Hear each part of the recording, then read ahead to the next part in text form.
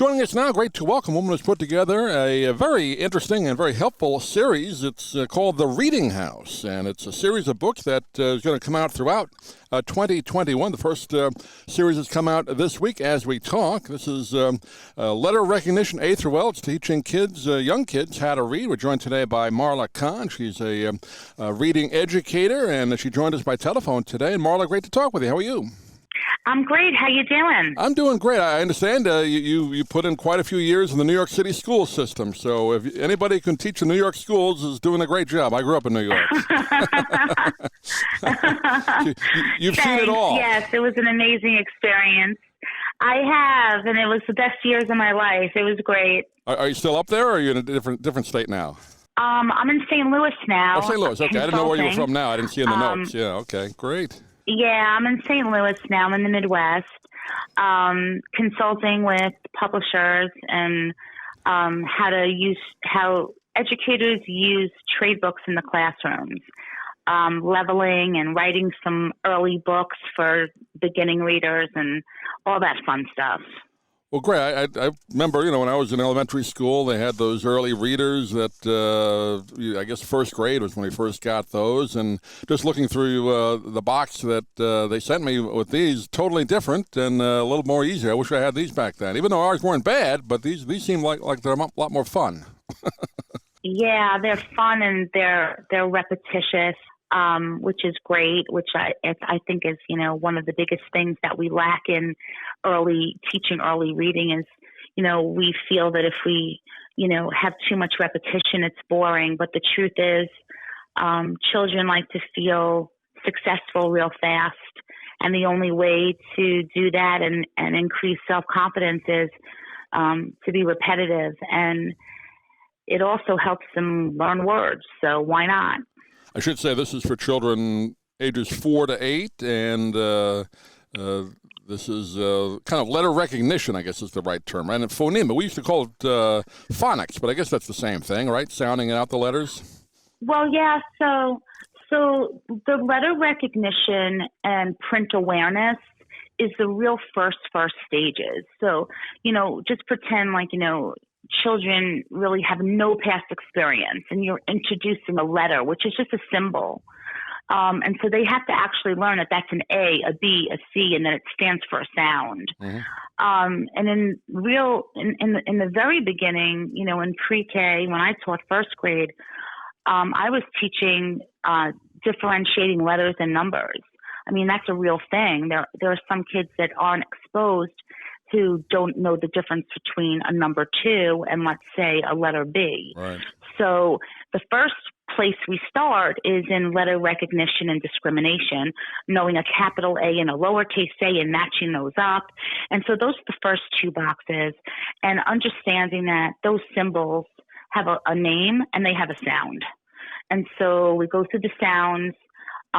With a lot of repetition, each book is a separate letter, and they should not be done all in one day. It depends on the child. A lot of people ask me, well, how many do you do at a time? Well, it depends on the child. And, if they're just learning letters, I would do the letter A within 3 or 4 days until they really get it and then move on to the next letter. Yeah. So, yeah, the first 2 boxes are print awareness, letter recognition, and identifying beginning sounds. And the key is, obviously, reading's vital to anybody, learning or whatever. You wanted to make it fun at the beginning. If they say this stinks, they're probably not going to want to read, right? Absolutely. You got to make it fun. Absolutely. And you have to make it fun for the adults also. I really tried to bring some personality to this series. One of my favorite characters is Yeti. He's really cute. I'm trying to I think there are adults that have told me that they get a real kick out of some of the stories. And so I think that if the adult working with the child is having fun with it, it's even better for the kid. How many times have we seen a show with children or a movie and we're falling asleep? I think when we're working with kids, we need to get excited about it too. And it is really fun. But the illustrator did an amazing job. I was just going to say, the pictures in it are very good. Did you have a hand in putting that together too? I know you had an illustrator, but did you kind of design it in a sense, how you wanted it to look? So we It was a collaborative project. There was a team over, with Penguin Random, Little Tiger in the UK. And as I was writing, they were sending the illustrations and I was commenting on the illustrations, and we all had a little bit of a say with it. Right. So it was really a team effort. Yeah. But I will say that the illustrator definitely got me. He definitely picked up the voice, the tone. We worked, even though we didn't work hand in hand together in the same place, we worked well together. And at the end of each book, day, you have a little circle that says, well done, and put your sticker here. So I guess it comes with stickers, or the teacher or your parent, whoever's doing the book with you, puts a little well done sticker in, right? It absolutely does. And hopefully that child is going to stick it right there and feel proud. Well, that's great. I mean, like you said, it's so important to be able to read, and you don't want kids just learning how to read on the phone or the computer. Nothing wrong with that, I guess, but you still want them to pick up a book, right? Absolutely, absolutely, and turn the pages and go back to it, and and have it there to hold.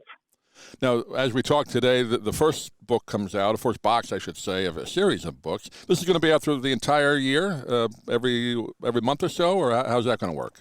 So the first 5 books are available now, and then the 6 through 12 will be available in the spring. Spring, okay. And again, it's published by Random House Children's Books, I should say, publishes this. Penguin Random, yes. And the first set of the first boxes of books that are out now bring you through short vowel sounds, rhyming words, sentences, and story elements that include the setting, plot, and character development. Well, and then great. You'll see coming along the long vowels, yeah. Yeah, I just see now in the notes, you put the next one in March, and then throughout the rest of the year, they'll come out. How many altogether do you have or will have? There are 12 box sets. 12 already done, okay. I wasn't sure if there's going to be more after that. All right, great. Well, we shall see. Well, I think anybody who gets this is going to say we want more, because I think anytime you can get a child before they even really go to school reading, you can probably start them even younger, I guess, if they have an aptitude for it, and they'll have a head start, right? Absolutely. I was telling parents that, as soon as a child shows an interest in environmental prints, or they want to know the letters in their name and write their name, as soon as they show an interest, go ahead and start with letter recognition and sounds. Absolutely. It's developmental. Not all kids are ready to walk and talk at the same time, and not all kids are ready to read at the same time. But if you have an early starter, it says 4 to 8.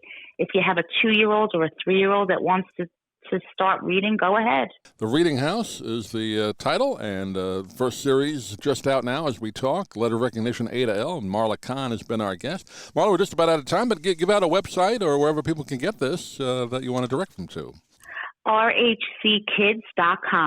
Great. Marla, pleasure talking to you. Great work you're doing, and hopefully down the road, maybe later in the year, I'd love to have you back on when other books come out, do kind of a refresher course for our audience, let them know what's out there. But thanks for being with us. Sounds great. I'm Stan Brock. 30 years ago, I formed Remote Area Medical to help people overseas. But then we found generations of families in America isolated by poverty from the health care they need.